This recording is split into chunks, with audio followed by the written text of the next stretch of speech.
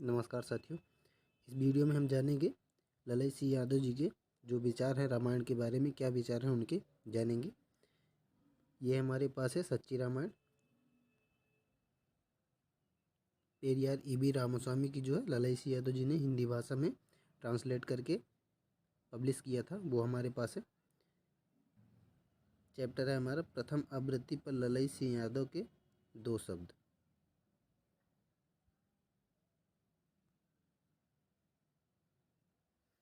चलिए देखते हैं। पहला यहाँ पे, राम और रामायण के सभी पात्रों को यदि भगवान का अवतार या देशभक्त देव शक्ति वाला मान लिया जाए, तब तो किसी विषय पर बुद्धिगम्य तर्क करते हुए हिंदू हिंदू न रहकर विधर्मी कहा जाएगा।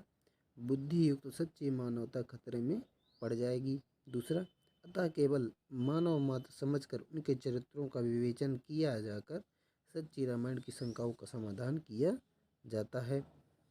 रामचरित उपाध्याय कृत रामचरित चिंतामणि और मैथिली शरण गुप्त कृत साकेत और केदारनाथ मिश्र कृत कैकेयी व बालकृष्ण शर्मा नवीन कृत उर्मिला के अनुसार राम को केवल मानव मात्र के रूप में चित्रित किया गया है। ये दिया है राम कथा 301 अनुच्छेद में। चौथा है, चंद्रिका प्रसाद जिज्ञासु कृत रावण और उसकी लंका 6वीं बार पेज नंबर 21 में मेलांडी वेंकट रत्नम द्वारा लिखित the Rama greatest pharaoh of Egypt नामक पुस्तक में सिद्ध किया गया है कि राम और कौशल्या, राम लक्ष्मण सीता व वरिष्ठ नाम के व्यक्ति भारत में कभी पैदा नहीं हुए। इस मत को मान लेने से या असुरों को असीरियन कहने की सीखी व साहस करने से संपूर्ण रामायण विदेशी बनाने में राम में भी हाथ धोना पड़ेगा और सारा गुड़ गोबर हो जाएगा। अतएव आर्य पंडित की यह स्थापना भयावनी है। रावण का द्रविड़ीयन होना तो दक्षिणी भारत के सभी लोग स्वीकार करते हैं। अधिकांश इतिहास लेखकों का भी यही मत है कि द्रविड़ लोग भारत के मूल निवासी हैं।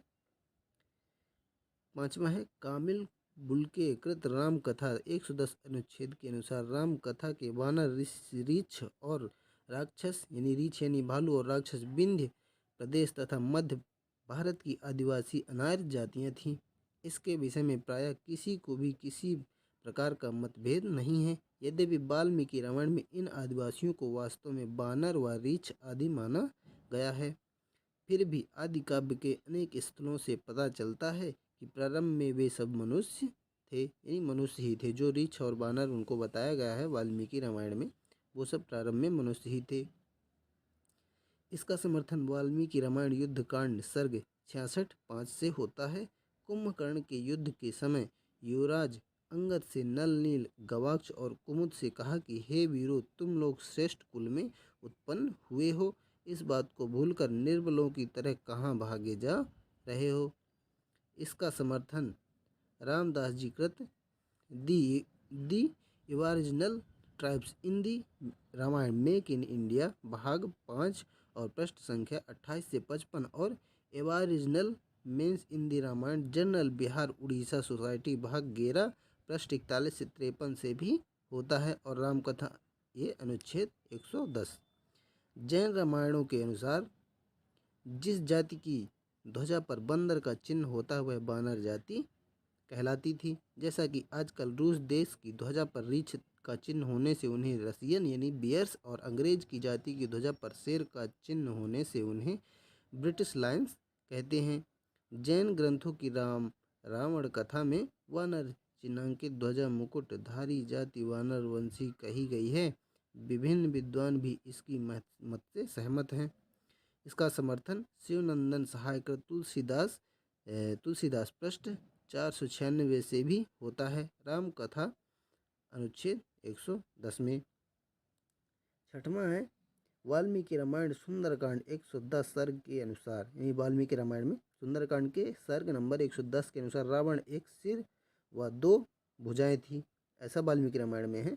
और चिंताहरण चक्रवर्ती कृत इंडियंस हिस्टोरिकल क्वार्टरली भाग 1 पृष्ठ नंबर 1979 और NN व्यास कृत journal of the Indian institute Baroda भाग नंबर 4 पृष्ठ संख्या 1 से भी समर्थन होता है।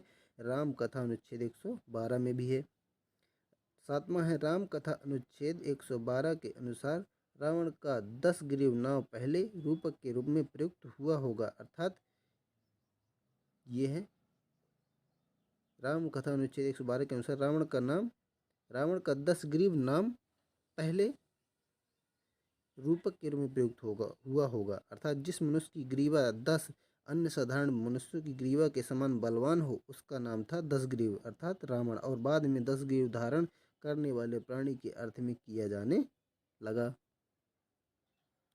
तो ये थे रामायण के संबंध में ललाई सिंह यादव जी के विचार, और उन्होंने विथ प्रूफ के साथ, और वहाँ पे नाम भी बताया गया है, पृष्ठ संख्या और सारी बुकों का नाम भी बताया गया है जो भी उन्होंने बात कही है यहाँ पर।